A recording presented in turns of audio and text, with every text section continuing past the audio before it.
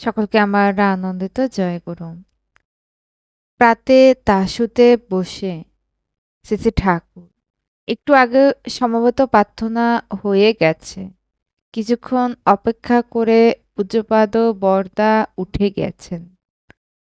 পূজনীয় কাজলদা সামনে একটা পিঁড়িতে বসে আছেন। এই পিঁড়িখানিতে আগে পূজ্যপাদ বরদা বসতেন।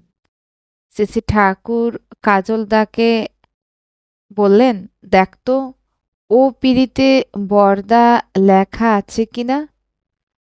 পূজনীয় কাজলদা পিঁড়ির নিচের দিকে দেখে বললেন, আছে।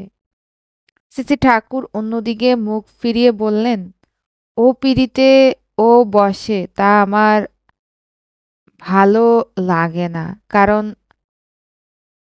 ওতে বরদা লেখা আছে। শ্রী ঠাকুর এখানে বলতে চাইলেন পূজনীয় কাজলদাকে ওই পিঁড়িটাতে পরম পূজ্যপাদ শ্রী শ্রী বদ্দা বসেন, তাই ওই পিঁড়িতে পূজনীয় কাজলদা বসুক তা তিনি চান না। এরপর বললেন, শ্রদ্ধা থাকা চাই, শ্রদ্ধা না থাকলে মানুষ বড় হয় না। শ্রদ্ধা হলো শ্রুত যোগ ধা। শ্রত মানে সত্তা বা সত্য, তাই শ্রদ্ধা মানে আমার মনে হয় সত্য বা সত্তার প্রতি যে ভক্তি, তাকে যা ধারণ করে।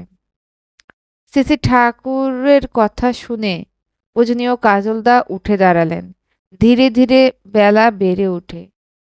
অনেকেই আসছেন, প্রণাম করে চলে যাচ্ছেন। সূত্র দ্বীপরক্ষী চতুর্থ খণ্ড। সকলকে আমার আনন্দিত জয়গুরু।